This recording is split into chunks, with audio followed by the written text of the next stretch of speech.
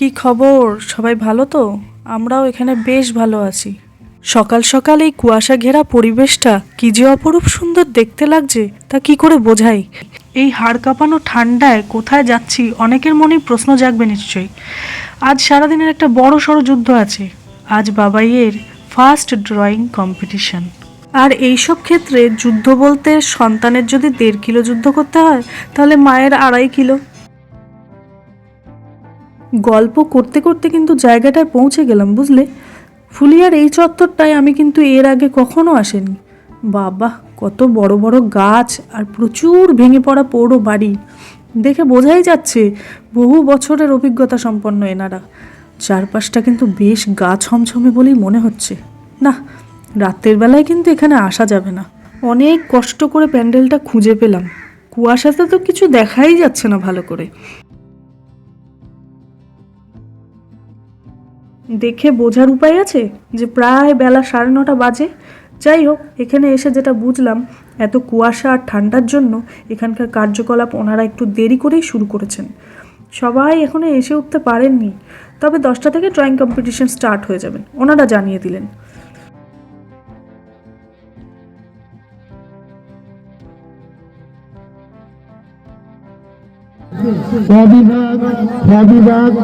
বিভাগ 5 বছর থেকে 8 বছর আমরা বাচ্চাদের অভিভাবকদের বলবো, 5 বছর থেকে 8 বছর আপনারা জানেন এটা ক বিভাগ, 8 বছর থেকে 12 বছর খ বিভাগ, 12 বছর থেকে 16 বছর গ বিভাগ।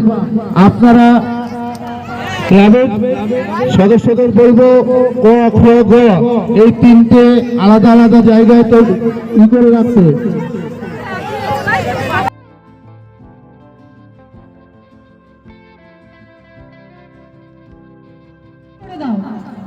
সময় শুরু এখন। আমরা 5 মিনিট, 10টা বাজতে 5 মিনিট আগে তোমাদের শুরু করতে সময় দিয়েছি। 11টায় নেব, সময়টা মাথায় রাখবে। 11টায় আমরা খাতা জমা নেব। ছোট্ট একটা শহর আমাদের এই ফুলিয়া, কিন্তু ট্যালেন্টে পরিপূর্ণ। 3টে হাই স্কুল আর বেশ কিছু কেজি স্কুল ও প্রাইমারি স্কুল থেকে প্রচুর ক্ষুদে শিল্পীরা এই প্রতিযোগিতায় অংশ নিয়েছে। তোমরা সবাই তন্ময় চৌধুরীর নাম নিশ্চয়ই শুনেছ। কিছুদিন আগেই এই 12-এ পড়া ছেলেটি দিল্লি গিয়ে পশ্চিমবঙ্গ তথা ফুলিয়ার নাম উজ্জ্বল করে এসেছে। ভীষণ গরিব পরিবারের ছেলেই তন্ময় ভিজুয়াল আর্টে ফার্স্ট হয়ে আবার প্রমাণ করে দিয়েছে পাঁকেও কিন্তু পদ্ম ফোটে। হ্যাঁ বন্ধুরা, ভীষণ গর্ব করেই বলছি, ও আমার পাশের পাড়ার ছেলে তন্ময় চৌধুরী। শুনলাম ওকে এখানে নিমন্ত্রণ করা হয়েছে। ভালোই হলো বলো, সামনে থেকে একবার দেখেও নেব এই সুযোগে।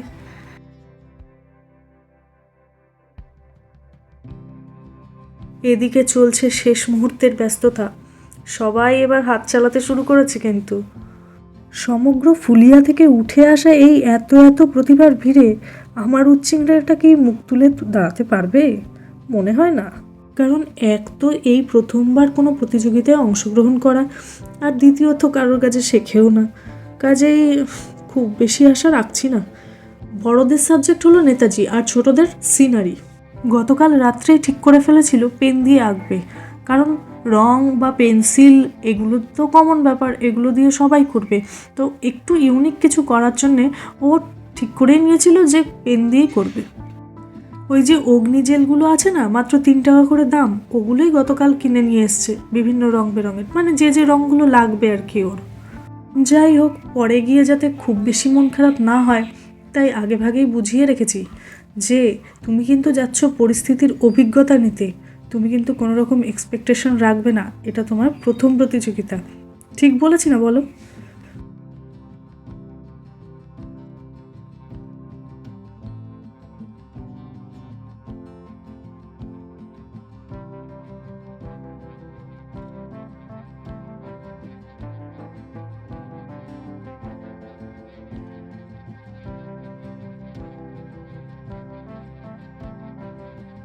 সকলের ড্রয়িংয়ের ভিডিও করতে করতে হঠাৎই বাবাইয়ের দিকে তাকিয়ে দেখি ওখানে বেশ কিছু জনের ভিড় জমে গিয়েছে। তো ভালো করে তাকিয়ে দেখতে বুঝলাম সবাই মনে হচ্ছে বাবাইয়ের ড্রয়িংটাই দেখছে। তো এটা দেখে তোমরাই বলো কোন মায়ের একটু গর্ব না হয় বলো তো? প্রথমবার মা হিসেবে এরকম একটা এক্সপিরিয়েন্স, ভালো তো লাগবেই বলো। যাই হোক, প্রতিযোগিতা একদম শেষের দিকে, হয়তো আর মিনিট 5 মতো বাকি রয়েছে। কোনো এক্সপেকটেশন নেই আমার, কারণ জানি কিছুই হতে পারবে না। এত এত ছেলে মেয়ের মধ্যে কিছু হওয়াটা সত্যিই টাফ। তবু ঠিক আছে, শেষ করুক, দেখি কি করে। ফুলিয়া উপনগরী গ্রাম পঞ্চায়েতের প্রধান ও উপপ্রধান মহাশয় প্রদীপ প্রজ্বলন করছেন শান্তিপুর পঞ্চায়েত সমিতির সহকারী সভাপতি চঞ্চল চক্রবর্তী মহাশয়। ভারতবর্ষের মধ্যে প্রথম স্থান অধিকার করেছে তন্ময় চৌধুরী, খুবই দুস্থ পরিবারের সন্তান।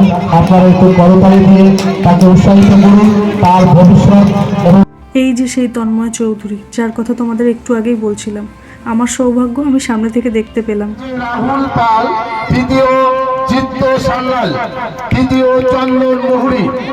প্রথম রাহুল পাল মঞ্চে আসবে, তাকে পুরস্কার প্রদান করছেন টাউনশিপ গ্রাম পঞ্চায়েতের উপপ্রধান মাননীয় শ্রী পারিজাত চ্যাটার্জি মহাশয়। তাকে স্মারক উপহার ও শংসাপত্র তুলে দিচ্ছেন পারিজাত চ্যাটার্জি, ফুলিয়া টাউনশিপ গ্রাম পঞ্চায়েত উপপ্রধান। তাকে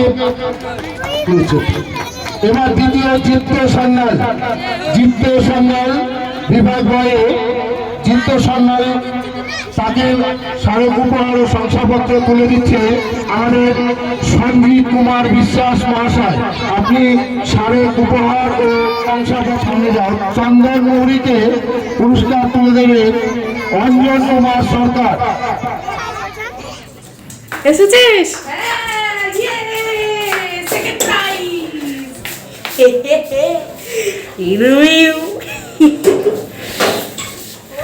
কি খুশি, इतनी खुशी। ये देखो, ये देखो।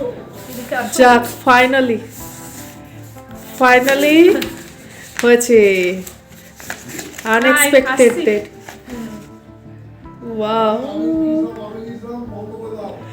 দারুণ দারুণ দারুণ দারুণ। চলো চলো ঘরে চলো, সবাই অপেক্ষা করছে। চলো চলো চলো।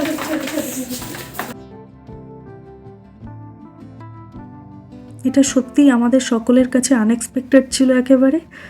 একটা প্রথম কোনো প্রতিযোগিতাতে গিয়ে ও যে সেকেন্ড হয়ে আসতে পারবে, এটা আমরা সত্যি কেউ ভাবতে পারিনি। মানে আমাদের সকলের মানে কি বলবো, মনটা ভরে এসেছিল যখন আমরা ওখান থেকে ফোন আসলো এবং আমরা জানতে পারলাম যে ও দ্বিতীয় স্থান অধিকার করেছে। বাবার তো রীতিমতো গলার আওয়াজ কাঁপছিল, পিসিরও তাই। সবাই একটা আনন্দে কাঁদো কাঁদো অবস্থা। মানে সত্যি, মানে পরিবেশটাকে আমি বর্ণনা করে বোঝাতে পারবো না যে আমাদের সকলের মনের মধ্যে কী আনন্দ হচ্ছিল যে কারোর কাছে না শিখে প্রথমবারেই ও এরকম করতে পারবে। হইতেছে যে শ্রীমতী শ্রী এটা কাটিয়ে জিত্ত সান্যাল 23শে জানুয়ারি মহান দেশপ্রেমিক শ্রী নেতাজি সুভাষচন্দ্র বসুর জন্মদিন উপলক্ষে নেতাজি সংঘ আয়োজিত নেতাজি উৎসব 2024 এই সাফল্যের সহিত প্রতিযোগিতায় অংশগ্রহণ করেছেন। আমরা আপনার সাফল্য এবং উজ্জ্বল ভবিষ্যৎ কামনা করি। ইতি শ্রী পার্থসারথী চ্যাটার্জি, মাননীয় বিধায়ক, রানাঘাট উত্তর পশ্চিম বিধানসভা। খুব সুন্দর, খুব সুন্দর, খুব ভালো হয়েছে, শুনতে খুব ভালো।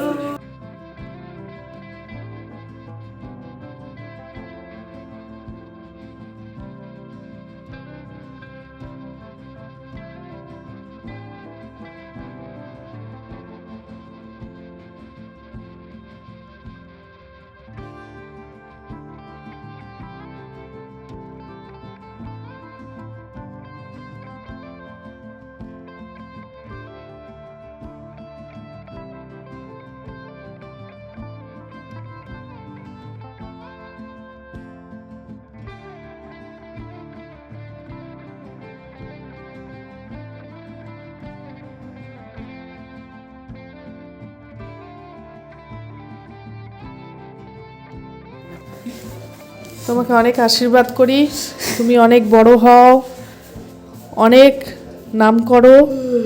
ঘুম পাচ্ছে বাবা? চলো কিছু খাও, খেয়ে শো। চলো। কি মজা! তাহলে কালকে পার্টি হচ্ছে? কি শীতল পার্টি না কি বললো মা?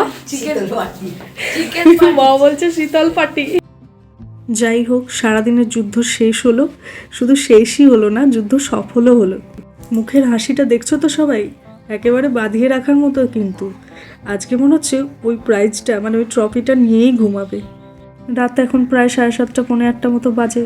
সারাদিন এক ফোঁটা ভাত খায়নি ছেলেটা। এবার কিছু খাইয়ে দাইয়ে ঘুমানোর বন্দোবস্ত করে দিতে হবে, তবেই শান্তি। যাই হোক, আশা করছি তোমাদের শুভকামনায় ছেলেটা আমার অনেক দূর এগোবে। সবাই ভালো থেকো। শুভরাত্রি।